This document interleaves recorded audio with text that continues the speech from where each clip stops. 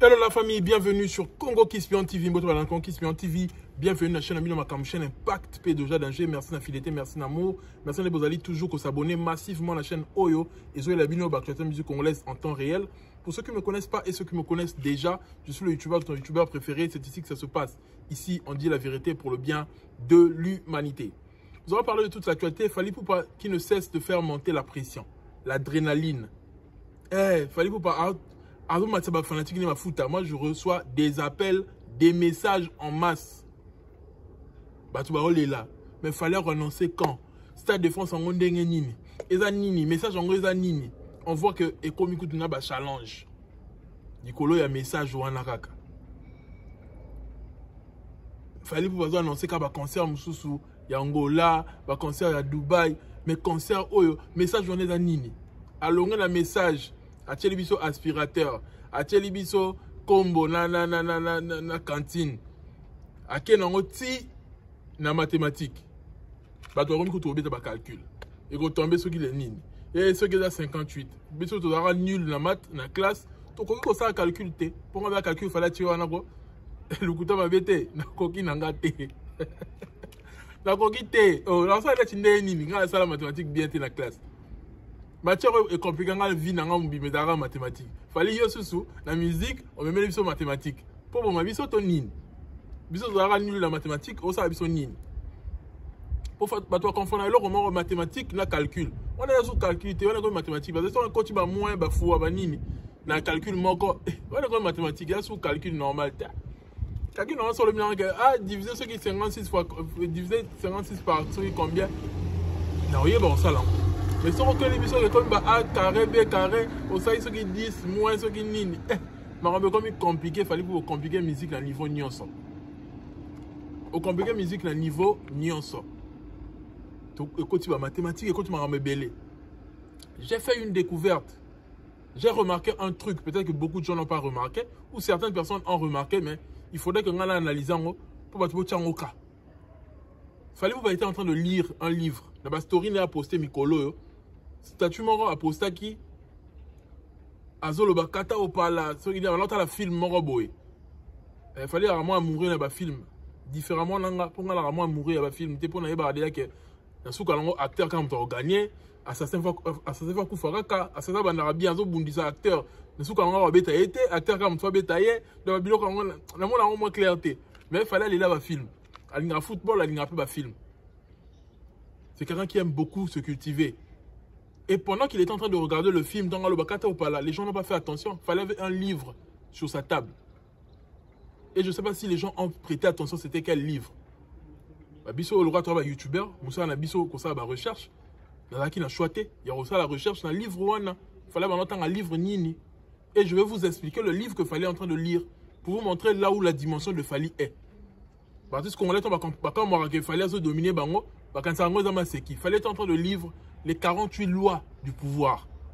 Et je vais vous lire quelques lois de ce livre-là. Et on va faire une liaison avec la carrière de Fally. Vous comprenez que Fally, d'où Fally puise toute cette énergie, d'où Fally puise toutes ces idées-là. Fally se cultive. Tant que le bagage Fally est intelligent, on est intelligent. On a D6. À ce qui examen l'état. À ça la nine. À quelle université? Mais Fally Ipupa, à un moment où il est autodidacte, il est là à continuer à apprendre. Et apprentissage, à pratiquer la vie. Tu comprends que Moutou, au cas où Mukolo, autant que tu livre la vie. Tu comprends que tu as mis bien intellectuel. Parce qu'un intellectuel, Moutou a se cultivera. Atika se cultiver. Je prends toujours des informations. Tu peux toujours continuer à faire des formations. Parce qu'un intellectuel, il faut surtout apprendre ma langue. Il faut toujours chercher à faire un truc pour nourrir le cerveau. Et c'est ce que fait exactement Fally. Il nourrit son cerveau. Il nourrit son cerveau d'une bonne façon. Il y a un moment où Fally Ipupa résultat carrière, parce que c'est quelqu'un qui sait ce qu'il veut. C'est un gars à féliciter. On peut tout dire de Fally. On a des défauts. Mais côté franchement, il faut te féliciter. C'est quelqu'un qui a su relever le défi un artiste ou outi na bandal place aux culture place aux moi qui yanke kota moi nini batu batanga pe trop te baza abeti musique ya ndombolo musique ya ndombolo to yebi ke la musique moko et tiara plus en valeur batu batanga te mais à comme na niveau moko na dimension carrière na ye a memi classe na makambo ya ndule à côté si logique moko quelconque là tu dois comprendre place makambo na loba fallait côté ça logique moko na musique logique quoi ezala que parce qu'on a classe parce qu'on a culture générale il y a côté on a musique il y a biso ba featuring il y a biso album la français il y a biso moins de dédicaces tolonga matolo mais il y a biso ba bonne valeur et là fruit il y a qu'on se cultiver tolo ba yango awa pour tolo bango fallait yo kabiso tanga za vivant mo la ba reconnaître before nanga pourtant on kufa ata tolo binyo tolo ba azane souté le tolo ba to benga papa ba prêtre papa boyena boya salara festival na soki nani yango ayima na Peter Gabe mais tant dans qui vivant est-ce que tout le monde reconnaissait la grandeur de Papa Wemba? Est-ce que les gens tenaient le même discours pour tenir l'élo sur Papa Wemba? Hier on disait ça, Papa Wemba aujourd'hui on dit ça, mais hier est-ce que les gens disaient la même chose? On a la yébité. Parce que si les gens disaient ça sur Papa Wemba ne serait pas obligé à sur la TV à l'obake non, moi je suis le meilleur. À l'obake face à Zachary, bien pas problème que non il va sauter. J'ai été plébiscité, je sais pas combien de fois meilleur. Sur la TV moral au Bayango, c'est parce que Moutabana qu'on reconnaître grandeur n'a été de son vivant. Comment qu'on comparer à n'importe qui. Bisous ce que faut le fallu que tu comparer à n'importe qui parce que yo osa plus grand que Batunion. Faut le bana en tant qu'un vivant. Ayo kayango, na mato inae. Et au salaire bien et qu'on motiver à continuer toujours qu'on percer. Tout ça rassemble, t'es pas artiste, tout flatter artiste t'es. Soit ça lit bien, tout le beau ça lit bien. Soit ça lit ma bête, tout le beau ça lit ma bête. On va aussi parler Gims qui s'auto-proclame le meilleur. Il est pour Nayata Bachake la génération ni Nangazaka meilleur. Gims ça va la analyse d'abisso. Il n'y a pas besoin de temps de bango. Il fallait besoin que l'époque il y a Franco Nangazaka meilleur na bango. Nangazaka numéro 1 na bango. Tout le bango dit une analyse à on va parler de cela. Bogis on peut en payer qu'on le la Kofi. Il peut sous Bogis c'est la tala analyse na biso pe makasi pour ça les mêmes analyse que biso ça là déjà. Et Ericho Watanabe qui est arrêté par comité à censure. De l'autre côté, pasteur Marcelo, ainsi de suite. Il y a des sujets, on va développer. Faire Atindi Gouvernegola, Aerolongola, Likama photo. Là, ça veut dire que Ekaramango Singala Kingo, faut pas Luka. Passer à la recherche, n'est pas Rolongolelo Koana. Tu vas vendre là, on va suivre autant. Enfin, il y a une analyse, il y a cosa les capots, Balongola, et le Koana, pourquoi faire à chaque photo, il a fallu, Mathieu photo est héritier. On va en parler. Et on a vu clairement que Fer Asali Chouanaye a comme un adversaire héritier, Amélie Pema. On fallait pardon. On va en parler ici. Prêtez-moi juste l'oreille. Big dédicace à toi, RK Redi Kemé Nakacha Grenoble. Président Pacheli Paché qu'on a Lyon. Frère Dadi Massamba l'Italien noir. Ligit Ikali Moutatingo dans le défaut. Remédiation à la Lyon. Si on a pris les loups à monter ma vieux Nanga Armando Neto Nakacha Cologne. Big dédicace à toi également. The one and only Maman Nena Adam Mosungi. Big dédicace à toi aussi. Parlons d'abord de ce qui se passe dans le rap congolais. Vous savez que game et rap congolais est commis local avec un game des États-Unis. Vous savez que le projet Kabassé, c'est le plus grand projet de rap congolais. Parce qu'on dit que projet est 1 million, une chanson de 12 minutes. Non, s'il vous plaît. Dis-moi 3 minutes et que ça sera 1 million facilement parce que nous avons eu facilement en boucle. Mais nous avons 12 minutes. Et puis couplé ça la succès. Et là couplé et ça l'a mis la 7e minute. Couplé à C2B. Même si on prononce C2B, ce qui C2B et Moraïbi Mozalis. On sent que tous les Congolais ont écouté ce projet-là. Les Congolais sont accros maintenant à la musique urbaine. On va féliciter Fali parce que après 6 points la musique na bango. On a le bango tout le temps. Lélo on voit que musique il y a rap et là sous musique monte que on faut ça la brancher. Faut ça la moi la bonne vie. Lélo na batu nyonso. Il y a batu nyonso ba yoka musique urbaine. Mutu nyonso na ba phaser na batu tout. Batu ba classe sociale nyonso ba yoka musique urbaine actuellement. À cause de Fali. Il y a même musique en français, batu nyonso ba comme ko chacun la musique qu'on a. Il faut le bango. Surtout le bango, dans le bango. Félicitations à Fally pour ça. Après, c'est une visibilité la musique.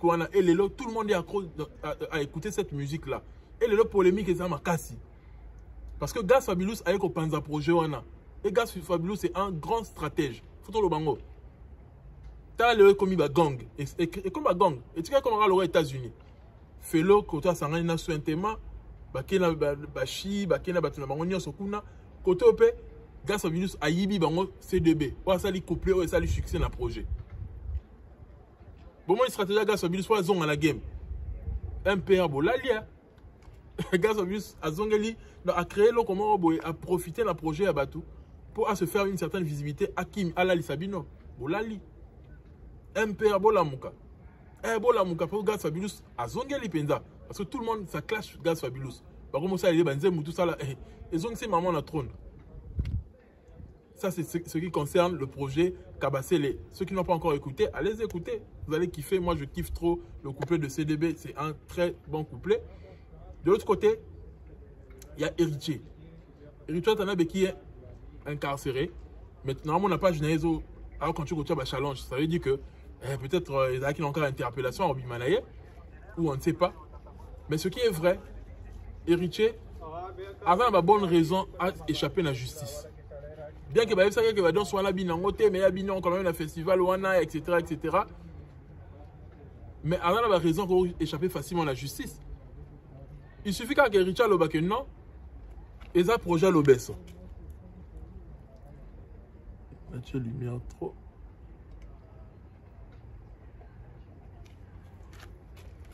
Il suffit qu'à Héritier le bac et ça projet le baisse. En featuring là y est. Et c'est lui, juste en Kenya web. Et puis, censé, vous pouvez faire revoir, madame. Le bac en cérémonie, censé vous faire revoir. Parce que le héritier, sont qui a bimi. Bon, c'est sous son pleur. Bon, t'as ce que challenge d'un baki sami dans mango. Parce que tu vas la kanda. Bon, quand il y a pas ma godette, tout ça, ce que challenge. Donc, censé faire revoir ce que mesure à revoir en haut. Comment diriger ma mango, projet, etc., etc. Parce que en fin de compte, normalement, ils ont excité l'artiste va créer les choses qui ont tendance à bêtise. Dans le bac, ils ont continué à lui rendre au Kenya. Muchos ont créé, pour ça, le succès, il faut qu'il y ait un zéla. On a incarcéré, ou bien un tel, un tel, après 3 mois au Bima. Et puis, au Bima, au vaccin sous visibilité la carrière. D'où tout le monde va faire ça. Tout le monde va faire ça. Vous devez être obligé à ça la caca. Système robot et créer bêtises. Donc l'État a revoir là le connaît la censure. Aïe bah retient la disposition si capot. Il faut l'État rôle là ils pour réguler ma ramunioso pour la bonne mœurs. Mais il faut créer terrain d'entente moi na ba artiste. Pour ba artiste pas dans la liberté il y a inspiration na bango mais il y a l'État a un contrôle sur bango. Et c'est un mois, maïe le mort et tia mawana, batamaïe le baza, va créer maïe le mort pour éviter que artiste fait batombo, artiste fait batombo, comme monsieur, on dit ma bêtise, il y a niveau mususu, kamingité. Toyo kamakambwa, kamingité. Pour artiste va timer quand il y a succès on a. Bango n'y a pas de quelqu'un dans zela on a, zela mususu est arrêté. Bon quelqu'un dans zela on a, donc il faudrait créer une certaine stratégie pour réguler les choses. Tu vois qui rôle à l'État, et ça yango. Mais, ça lango kaka, nande moko ya TikTokos. Parlons de Adolphe. Adolphe Dominguez, j'avais parlé de ça. Et le tout le monde dit quand même, le challenge en continue qu'il y a Makambo Adolphe, tu vois ça l'on analyse. On met pas n'importe quoi comme ça l'on analyse parce que quand on va tonton va qu'il en soit babiloko. Qu'il y a une boutique de luxe, une boutique de marque. Mais parce que je suis côté. Là, si tu tonton son image à cause de il y a Adolphe. Adolphe a son mon pépé, a son oxygène. Donc, à quel est la boutique à son bel côté. Caméraman peut filmer, bien filmer, ma bien, peut-être qui va ça encore pour ça la buzz. Ou bien Moutouana aligna Adolphe Moutouana abimse le kuta. Ou bien Zaki caméraman, il y a maison, il y a Jimmy Weston, asali bon abeti mais libre pour batimbele quand même dans le kuta tonde ni to yebite. Mais tout ça revient seulement à une seule chose. La raison c'est Fally en fait. Oui, tout est rattaché à Fally en fait. Faut le bango clairement. Tout est rattaché à Fally. Quand Fally va dans les boutiques de luxe acheter des choses, Fally ça. Fally etc. Et les gens veulent faire maintenant la même chose que Fally. Bah comprends que c'est difficile. D'où il faut ça nini. Abimi quand un carton, est-ce que je peux prendre vraiment votre je sais pas quoi l'emballage juste pour sortir avec. Oh c'est pas grave, après c'est emballage, Abimi en sali semblant. Parce que bah comprends que ils a pas si maram Fally ça là parce que ce que ça qui pas cité. Tout ce que fallait à faire musique à Congo Zara que au sali boye ba tchelo libaya. Oye na Jaguar un tel ayepe na Jaguar. Mais depuis Fally y a la bilo que belé ba Lamborghini Urus marambe belé. Les gens n'arrivent pas à le faire. Les gens n'arrivent pas à égaler Fally. Les gens n'arrivent pas à faire la même chose que Fally. Il y a même vu sur Adolphe Tina niveau oh, ils veulent reproduire les choses que Fally fait. Il faut le reproduire. Bah, tout la personne va reproduire la même chose que Fally. Bah, qu'elle ne peut pas concessionnaire. Bah, Bimisamou Touka et solo. Mais ils n'ont pas du cash, frère. Ils n'ont pas du cash. Pas un bon on a té. Mais bah, rêva quand on a Fally, en fait, il fait rêver tout le monde. Fally a ses admirateurs secrets. Au moins, on va vivre un artiste, on va jeune, il y a génération, on va admirer Fally. Bah, lou la cahier. Bah, lou la carrière à Fally, bah, lou la et vendre la Fally, et yembe la Fally, et tambole la Fally. En fait, bah, la ragnon so Fally salaka. Mais bah, ni na ma coquille au sala ndenge Fally au salati. Fally hier aussi ne pouvait pas faire tout ce qu'il fait aujourd'hui. Mais c'est juste que Fally a gagné beaucoup de revenus dans la musique. Fally a ça la business naie. Musique est comme un business naie. Et quand tu sais là un bon rebelle.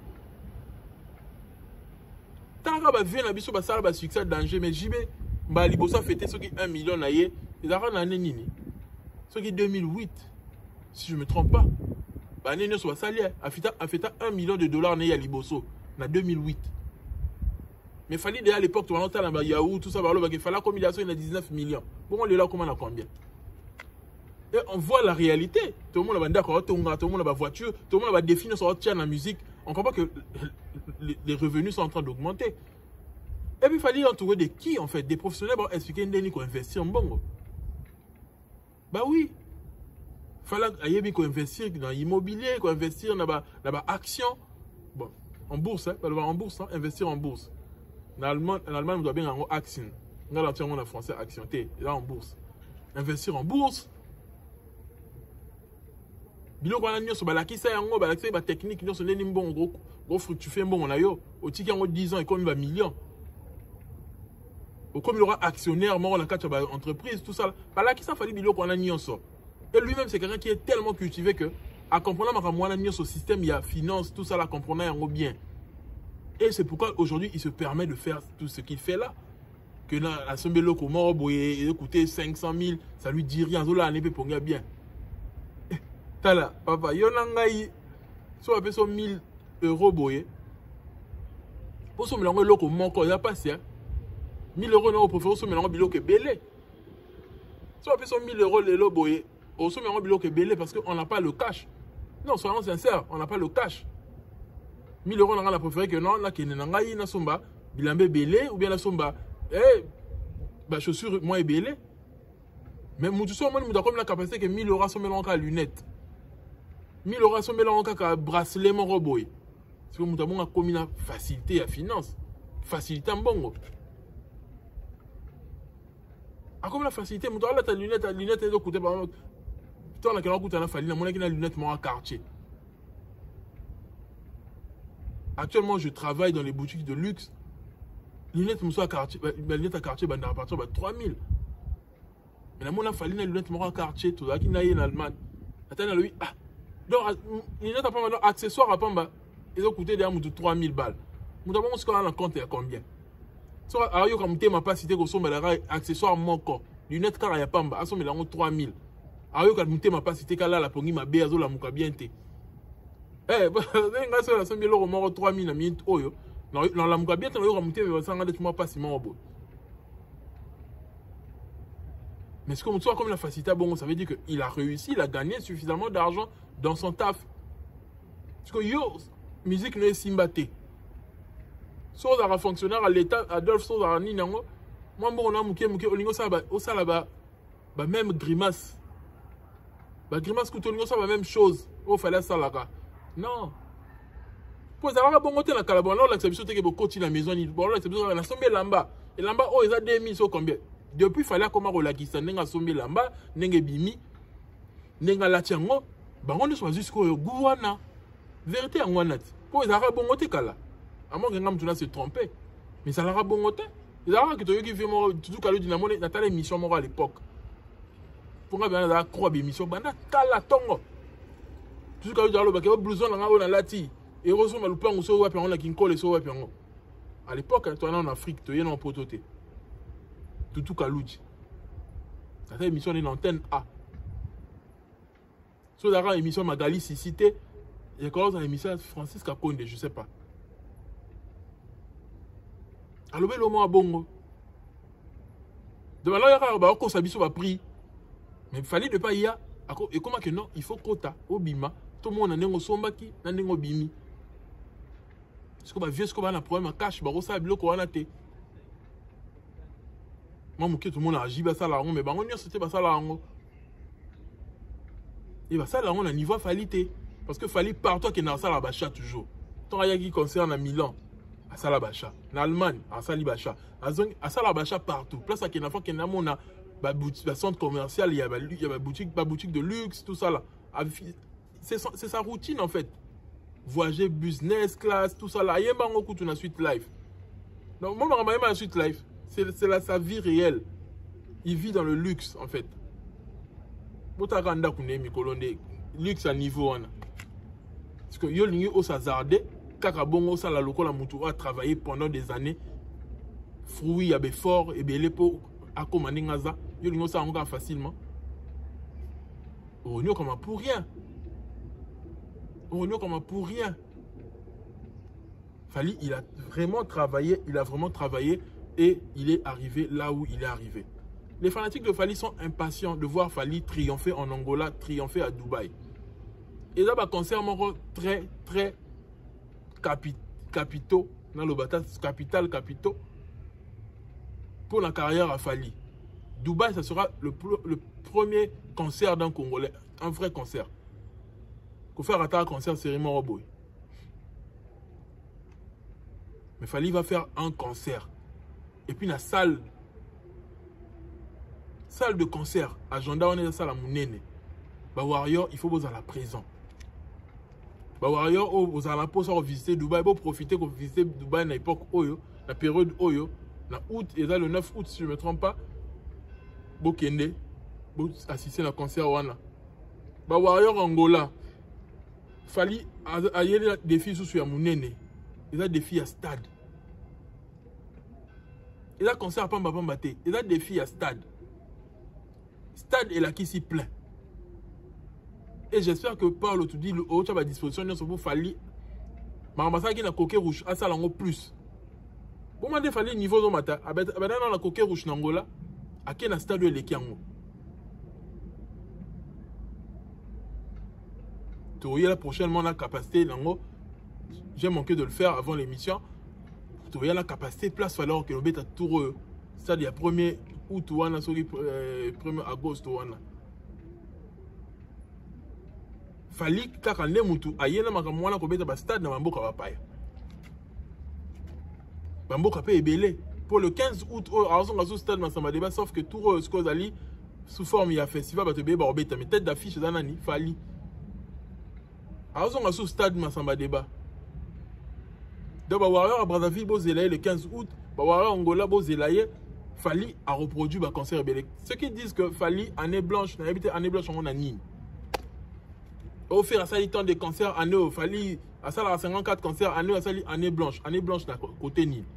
Pour depuis année bandit. Fally a bêti. Année de bandit, la reine à Côte d'Ivoire. Dans janvier, on a des habitants qui n'ont pas Côte d'Ivoire, pas mal belé. année au cas abeti va concert en Afrique. C'est juste que ça tellement amnésique, na jalousie et ça la bango, pas commander ba ko mawana, ba ko koyeba sous te événement fallait zakinini. Mais tant aussi ça année tu comprends tant bilan ko bima. Place et 4 à makambo. Ba tu musu ba bim ça bilan te kaka fallait mu bim ça bilan. Que année on a ça qui bon, na ça qui bon, na ça qui bon. Et là sous quand on comprend que fallait mieux réaliser à côté ici plus que batunion ça. Et puis un truc une vérité c'est que fallait t'abeti va concert et belete une année en termes de revenus, en termes de chiffre d'affaires. En ça la plus que l'artiste ça. Tout ce qui est streaming là y. Tout ce qui est droit na sa sem, Spedidam etc. En termes de chiffre d'affaires, en ça la plus que batunion ça. Sans compter le sponsoring. Sans compter le kabela raye. Sans compter le président Mambo pour l'album royal et il y a dans le futur. Pour faire des albums sous déjà bouclé bimi déjà, bah tu me souviens radiana Mambo pour l'album Roland. Tant que pendant que l'album est un succès, bah tu me souviens sur le Mambo. On a foutu 100 000 la fois passée, a foutu 150 000 pour la fois prochaine. Bon mon évolution. Dans ce qui au compté Fali quand on a un concert et dans un sens il faut t'aller des artistes na yo. Bah tu faire botter l'année faire à sali combien d'événements année oyo. Chiffre d'affaires n'est ezanini. Fallait que tu la fin de l'année bimisa chiffre d'affaires. Faire na bimisa chiffre d'affaires té. Là tu sois un problème na ba impoto ndeni. Faire. Fallait que tu remise ce chiffre d'affaires que à côté ici ce 2 millions quelque chose combien. Chaque année bimisa un chiffre d'affaires. Bimisa ka te que le nombre de concerts au betami. Mais après ça va détail pour tout. Si na yaba revenu. Voilà comment à niveau après si détail à revenu la côté si temps mais faire un ça bloc à bon côté pour preuve que tu vas concerner c'est difficile pour y la configuration dans bien dans la plateforme là ça va la configuration parce que à qui m'a amené ba taxe à qui m'a amené ba impôt faut mon niveau ba locaux faut mon niveau ba amateur ba na manque de professionnalisme ba yebi na bloc wana te ba détail wana ba yebi ngote pas dans nos novices na marambouana ba na ba fretin ba mbisa mike ba taka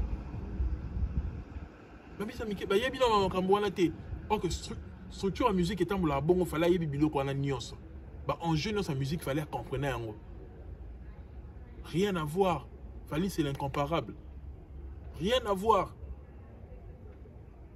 fin de l'année 2004 à Makambo qui avait fait quoi pour année on appelle timidement bon petit fin de l'année année la moulaït bon moi si ko ti to ko ta août si ko ba événement to baksama ti to ko ta septembre octobre tout ça là fallait petit parler du peuple azo beta ba to ani ba tsa ko fallait concernant mon les akara festival on a parlé du peuple non oh abanagi année déjà depuis janvier alors continue ko beta abeta ki Gabon non il y a qui année oté fallait que tu abeta Gabon mo boy awa abeta Gabon abeta so comme abeta parler de sport à Gabon il y a qui année oté bo tchela ngana na commentaire peut-être ngam de la bosani ah tu beta événement année oyo parce que tu comparer tes questions obeti kermesse mo boye obeti 12 fois kermesse et kokana mutu abeti ba concert à bongo faire ce qu'on a bima d'être danger pour abeta ki ING l'année oyo oh pour année pas ça gini fallait que chaque année avec un poto pour année parce que trop na poto 2024 avec trop na poto 2023 2022 2021 2020 fallait avec poto mbalé belé en 2024 abanagi si ça année na poto avec Berlin avec Düsseldorf avec sous wapi avec province ya France à ça il tourner à beti à beti trop à beti va concert il y a pas si va concert va semaine ça m'a rendu danger tous la tournée américaine parce que il y a un homme qui en suspens si problème les années to éviter fallait faut éclairer biso li kama Canada ndeni bata Canada faut pas se payer là attends année parce que année prochaine là Stade de France au Canada, États-Unis, qu'est-ce qui se passe? va éclairer biso na makambo wana. Pour détracteur ba qui trop, fallait ba faire 4 ans aux États-Unis mais fallait faut fiakula bango abetango. Abetango pour débat wana ezala mis de côté. L'artiste reste le number one à imposer domination naïe. Bota la rara makambuya suspense à créer. Pour un niveau de pouvoir, domination dans le sur public naïe, sur peuple congolais, sur communauté francophone, sur le monde entier. Pour un niveau de pouvoir. Alors le vélo retard pour ces cabas. Alors la sabison kabilembo. Bou combo na cantine. Et là c'est nino. Bou aspirateur. Dans mon goût de maman mondial le que fallait on veut la signification. Le message ça veut dire quoi ce message? On attend impatiemment. Bah tu vois de l'impatiemment fallait l'oba. Vous voyez comment il fallait se vendre? Comment il fallait se communiquer parce que n'est pas bongo. Dès que quelqu'un a la poste. Inondation, hein? Inondation, Ngombi, parce que tu vas comprendre, force, il fallait jour pour annoncer billetterie. Les gens vont comprendre que le mec, il est attendu. Parce qu'il sait comment attirer les gens. Ça veut dire quoi? Et là maintenant, ça le coûte, tu offert à ça, ligne 6, ligne 14. Ligne 6, ligne 14, si le est sous wapi. Métro 6, ce que ligne 14, on y n'a pas. Mais là, ça va serrer mon béwana. Voilà, il fallait commencer à tic-tac, tic-tac. Comme dans la vidéo qu'on a recréé suspense. Et il fallait. Tic-tac, tic-tac. Alerte. Et puis, c'est des vraies alertes. Pour la souka, on a bien que ma danger au salam. Ma danger. Il fallait que nous tu y que événement n'est pas là. Maman, événement. Azo matara, fanatique n'est ma fouta. Adrénaline n'est pas mata. Bah, tu vas remettre patient. Si on annonce au salam au moment que bazana empressement wana bazana pour ça va somba à fond. Il est fort le mec. Il est juste fort. Fali, il est fort parce que le mec lit un livre qui donne la force. Un livre qui donne le pouvoir. Fali lit les 48 lois du pouvoir. Et j'ai essayé de faire les recherches sur ce livre-là. La première, on coûte un papier, quelques lois, parce que là, 48, on a 48 millions sauté. On va Amazon, se procurer le livre, on va vérité, c'est que fallait la cultiver. Pour comme on a niveau que autant un livre, au pratiquement on a vie, et là, la dimension sous sa spiritualité. Spiritualité, c'est raté que après ça, on va le il y a un moment où les qualités. Voilà, il fallait comment la dimension autant à livre pour se cultiver à niveau pour se placer au-dessus. Parce que tout va réussir ça dans le monde, trop. Elon Musk, on a trop. Jeff Bezos, tant à livre. Parce que bon, il faut lire. Il faut continuer à se cultiver, il faut continuer à comprendre ce qu'il lit. Il fallait livre les 48 lois du pouvoir. Loi n'a liboso que ne surpasser jamais le maître. Bien que Bissot a toujours débat qu'il fallait l'équipe, il fallait se le confier mieux. Mais il fallait y aya commis l'accepter à l'équipe Kofi. Parce que loi zawana au lugar au surpasser maître au s'embrouiller. La loi la livre va le bien très bien au s'embrouiller. So lingo la que yo briller ko les mettre au ça va au s'embrouiller et puis mettre un tigre à mettre na yo. Fallait c'est pourquoi il ne fait jamais à la qu'il y a l'équipe Kofi. Non. Bien que la réalité elle est qui est. À l'équipe parce que la Kofi m'a mis vers son ngambeli.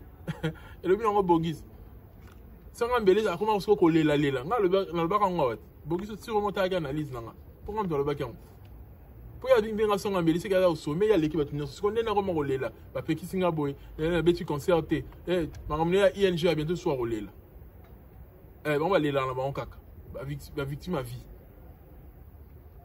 Fali n'a jamais dit un truc pour surpasser le maître. Azan et wana a la œuvre na ça ba œuvre ezolo ba la place na. Voilà un peu, on est à Galiboso. mais faire ça la erreur wana alakisa mokili aleki wera aza jaloux na nga bomwa nde ekiti sa ye wera aza jaloux na ngai daninga alakisa bato ya yembaka koleka wera yasala mieux koleka wera boye na boye esalaka ekiti sa ye parce qu'on ne surpasse pas le maître. Même si tu peux surpasser le maître, mais balakisa yango clairement te wana eza baloi ya vie balakisa yango clairement te. La loi 5, moi j'ai juste retenu des points essentiels. On dit protégez votre réputation comme la prunelle de vos yeux. Il y a un moment où il fallait alléguer la réputation. La réputation est à la salité, à l'image, parce que tu peux gagner grâce à ta réputation. Tu peux faire un bon business grâce à ta réputation. Il fallait soit réussir à un concert, réussir à un marché, à sponsoring. C'est parce qu'il a une bonne réputation. Il a une bonne image. C'est pourquoi il travaille toujours sur sa réputation. Il ne veut pas salir sa réputation. Scandale, il fait attention à tout ça. Il y a une discipline à vie parce que la réputation est la base, il y a pouvoir. Il y a par exemple des colonnes à pouvoir. Il y a bien très primordial dans le pouvoir. Pour dans le pouvoir, il faut dans la réputation bien. Réputation. Et on dit, par rapport à la réputation, ouvrez des brèches et puis taisez-vous, laissez faire la meute. La bandeli. Ouvrez des brèches et puis taisez-vous, laissez faire la meute. Par rapport à la réputation toujours. Fallait à son la brèche. Avant il n'y ait pas écrire des missionnettes. C'est ça. Ça fait partie de la réputation. Yo créé sujet mon robot. Il est la salle album. Bon mon album urbain. Bon mon dans 6 mois tu vas ça l'album urbain on ça va discours et belé mais barolandara andira nanga. Akena yebini beaucoup ça on va débat. Eh ngala ça nini azalo lendo. Eh bona boy. Dans 3 mois disque d'or. Dans 2 mois disque d'or ça on va débat.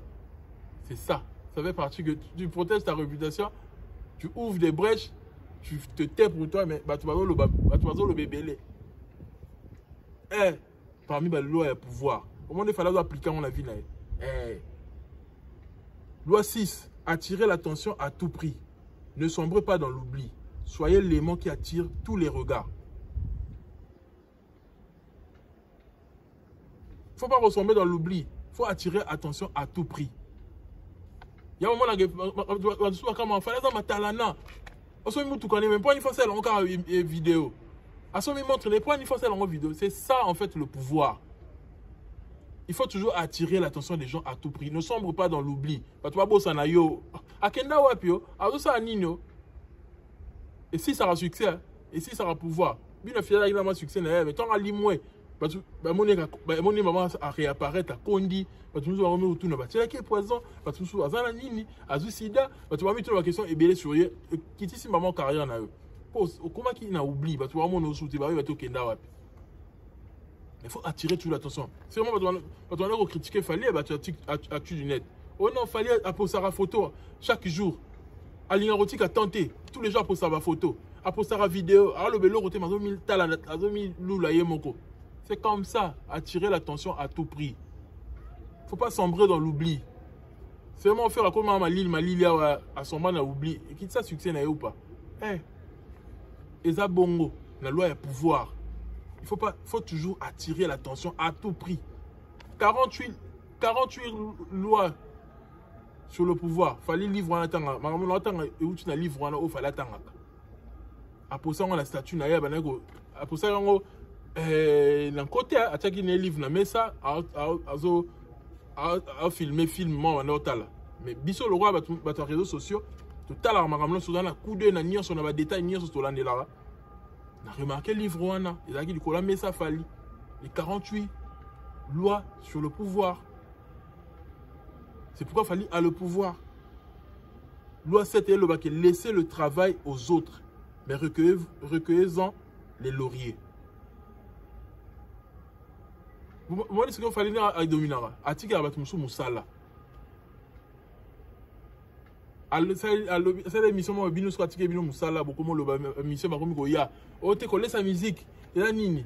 nga batutu bakomi koloba héritier bakomi ya batutu ekoller sa musique ekoller sa musique bosa musala na place na ye oleki ya koloba bino bosiko bakomi kolobela ye boso loba na suka nango batu ba retenir ka kombo moko kombo nani mutu alobisaki bino fali batu babosa nyonso ba discours na bino nyonso babosa nango batika kana discours moko koller sa musique te na lobaki yango fali babosa ba discours nyonso bino bosali ata bo contredire ye après bino musala c'est comme ça qu'on gagne le pouvoir c'est comme ça sont les lois du pouvoir fallait l'émission aller dans dévoiler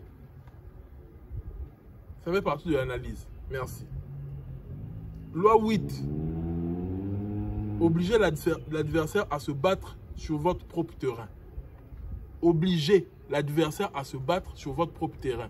Comment fallait la faire? Fallait obliger faire à rebondir dans le terrain. Faire à Wangana qui est dans ça l'album urbain, dans ça la featuring, à que ça l'album doit tenir ça l'album urbain. Fallait commissaire à niveau mobile à Souki Mayele. À comment obliger faire ça à Yéman en français? À quoi ça va rebondir dans le terrain? Mais tellement que il y a plus fort que y a dans le terrain wana. C'est la vérité. Fallait être plus fort que faire la musique urbaine. La musique en français. Fallait y bien dans la diction, bien que les cahiers, aille mieux que y. Et ça, il y a maman polar. Et bien sûr, que fouté. Nous te le barre. Donc, ailleurs, gagner le terrain, il fallait gagner faire le terrain, dans les pièges, il y a un terrain, ça a gagné. Même temps, on a un album urbain, il y a ferré. Bon, on a ça fallait les camons. Pour nous, ça fallait yemba. Parce que tu me laisses t'aimer, on a fallu yemba des gars. Ayemba bana énergie mususu. O lekendeni. A tika adversaire o ya pena na terrain na ye. Pour pas mon abuzo banayo. C'est ça le pouvoir. Obliger adversaire comme un niveau moins que fort il y a car na terrain na yo. Il fallait l'effort. Pas tout balinga ba ça la polémique na ye, le ba ça genoua. Pas tout ba senga pardon. Pas tout ba senga pardon. Oui. Héritier c'est vraiment là ça la polémique na fallait sera dans la Karine. Héritier il y a comme nini. Oté fallait me simisi miko mutaliboso. Et là une façon on senga pardon. Atika clash na fallait. Inosubi. Et comme il y a des warriors, ceux qui n'y ont pas de musique qui pète, des warriors, ceux qui n'y ont pas de gola, tout ça, la griffe. À combien de temps, des warriors, ce qu'ils ne pouvaient pas faire hier. Pourquoi m'obliger? Et là, pardon, mon bimaïwana. Attends, le que pardon, on sait après, mais on sait qu'il y a pardon indirectement. Pour reconnaître grandeur. Il faut comment qu'il va défiler, il faut commencer à se présenter, Fali, Aramutamatalana, Alukarabatu, Mawelisa, il faut comment Mawelisa, pardon, pardon direct, pardon direct, Fabrigas, tout ça. Fallait obliger l'adversaire ne pas foutre.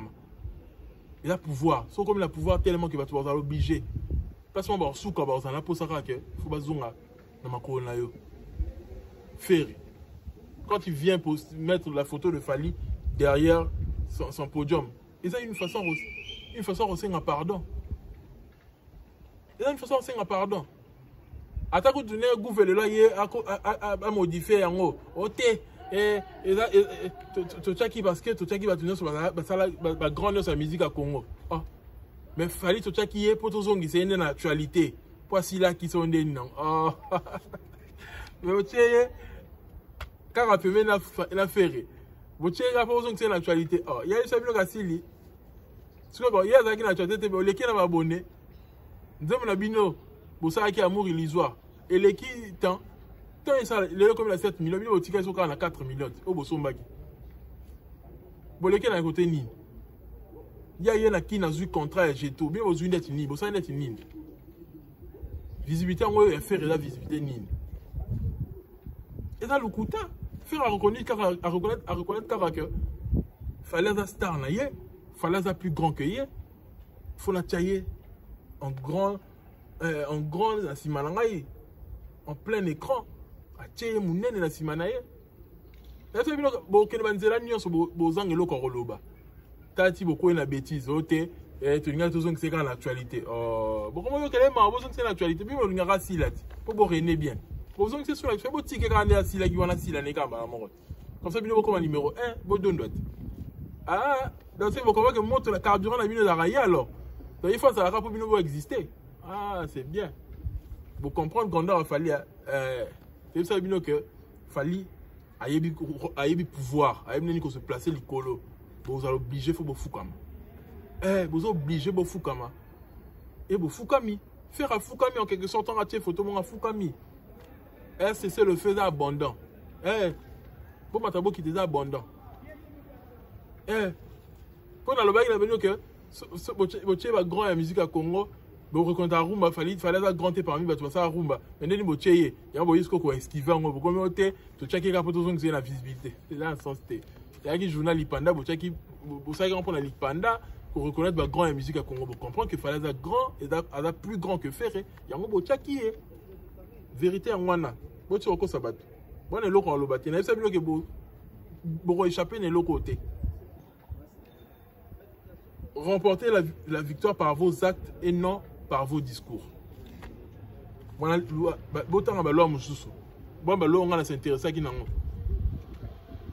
fallait remporter ces victoires par les actes. Azo yana ba single d'or, azo beta ba concert à Minene. Et non, on a ba discours. Parce que nous avons grand na ba discours ko lo bebele. Ba kofi lo batika kana ma lo bebele. Mais en termes de réalisation, ba ko ka souté. Mais Fally c'est le seul oyo azo réalisé. Lui c'est le plus grand. Et c'est l'effort que tous les artistes devraient faire normalement. Pour gagner le pouvoir, il faudrait le gagner par des actes. Actes et comme ils sont grands. Mais malobanaoté, discours, ils ont le limité, ils ont le éphémère. Et actes, ils ont le exotique là. Pour de bon. Force à l'artiste, Fally Ipupa. On attend la suite. On attend la suite. Et puis c'est pas si. Vous montrez que Fally c'est lui qui a le pouvoir. Tant qu'on peut si Warrior Wana parolier, ceux qui parolier, après si $300, au moins il se que qu'on appelle côté Inosbi, à l'une fois on appelle ça en fois 2, après si $600, après fanatique n'est mort, à boire qu'il a gagné téléphone, après ça gagné téléphone, il est en zone scellé, téléphone de quoi ils sont les panzanaki. Après c'est $600, après c'est un téléphone à Sika. Il y a alloué ici à Luka fanatique ou ana. Il faut la récompenser parce que Alinga quand tu as l'actualité à Fally. Mais si vous se confronter à Fally en termes d'argent beaucoup côté. Pour des fois tu as la Lamborghini Urus sur les qui Fally Lambongo. Pour moi il fallait payer $300, fallait dans les locaux côté. OK, yo dans les locaux. Sont mal Lamborghini. Sont bad. Pourquoi on s'en monte pour année? Beaucoup de temps, il fallait du cash. Bien bon en côté. Besoin en côté, il fallait aller au sommet à Nambongo pour les cabines. Et surtout, même en termes de revenus sur les réseaux sociaux, les plateformes, etc. Il fallait gagner mieux. Il fallait gagner mieux. Il fallait activer la publicité dans Snapchat, tout le monde a bataille qui va salango. Pour ce que activer que Facebook n'a pas la publicité, activer la Nyonso, il va gagner combien en termes de revenus? Alors, tu as un prêtre. Un prêtre à réussir, musique naïe, à réussir, carrière naïe. Pour clôturer, Gims. Bon, que Gims, il y a le lendo, ma casse, il a Fally. Bon, que Gims, il y a le lendo. Gims a le qui est le meilleur, il est plus fort que Yazate. Même sur la époque, à Kalenga, il le meilleur. À ça, il n'est pas torté. Sur la sentir qu'il est meilleur par rapport à la réalisation, il doit le dire tout haut. On a torté. Mais surtout, tu sais qu'il fallait me ça le rango. Il n'y a pas ça effet nini dans ma toya bateau. Quand tu fallait le baramakama dit vunga, le baringa la sali boye, artiste à liboso na zone ici boye, artiste à liboso na zone ici boye. Ça, c'est une façon d'imposer le pouvoir. C'est comme ça le pouvoir. Il faut l'imposer. Le respect, ça s'impose. Fallait quand il le fait, bah, tout le monde soit traité. Le lendo, il fallait être orgueilleux. Non, on a orgueilleux le roi Falite. La ligne de musique, il n'est pas orgueilleux, Fali. Moi, ma discours, bah, on a des barres. Mais là, de façon à imposer pouvoir. Et puis, par exemple, à la torté, il fallait le barango à la torté. Gims fait dans le bazar, on n'est pas forcément la torté. Alors, vanter qu'à la réalisation, il y a le disque, tout ça là. Mais pourquoi les Congolais, vous allez choquer quand on a maloba Fali, vous allez choquer quand on a maloba net Gims boy.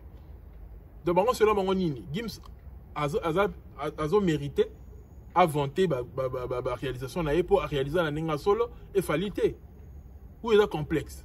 Pour Gims a vraiment la poto. À coller la poto. Et parce que fallait coller la kin, à bêti musique là, ya Kishasa, tout ça, la bêti rumba, la biso.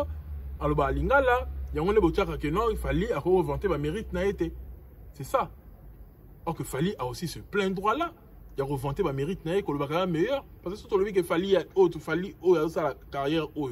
Surtout la carrière n'a été, tout le monde a une époque haut. Tout le monde a une époque même Franco. Il a meilleur. N'est-ce pas? Vision n'a été haut, surtout même vision n'a été haut, tout tient en arrière, c'est une époque Franco. Il a le meilleur. Et puis Fali, tant Gims sera le bac non, on a la bête la banane époque à CD, la quête na streaming, on a meilleur. Mais c'est le même cas avec Fali. Fali la banane époque à CD, la streaming a le meilleur. Il est resté numéro 1 pendant les CD et numéro 1 jusqu'à l'époque des streaming. Mais les cas étaient une époque à CD, une époque à streaming, les cas étaient. Mais là, ça fait pas mal aux Congolais. J'ai compris que c'est juste un problème de complexe, d'infériorité, ou je sais pas. Il y a un de ça, il y a un moment que non, Fali, à Rolo Baboete, ceux qui ont un tel, à Rolo Banaï. Batunier sont Mouki, l'artiste sont Mouki, Bami Koumisaka. 50 sont Batunier, sont Mami Koumisaka, 10 Batunier sont Mami Koumisaka. Mérite na bango. Mais ceux comme la tour à Fali, Ami Koumisate. C'est un complexe, tu comprends, non? C'est tout pour moi, ton youtubeur préféré. J'espère que tu as kiffé mon analyse. Ce qu'on a manqué de dire aujourd'hui, on va le dire prochainement. Et voilà, abonnez-vous, restez branchés, activez la cloche de notification. On est ensemble, on va donner le meilleur de nous. Et cette fois-ci, on va revenir encore en force. Paix sur vous.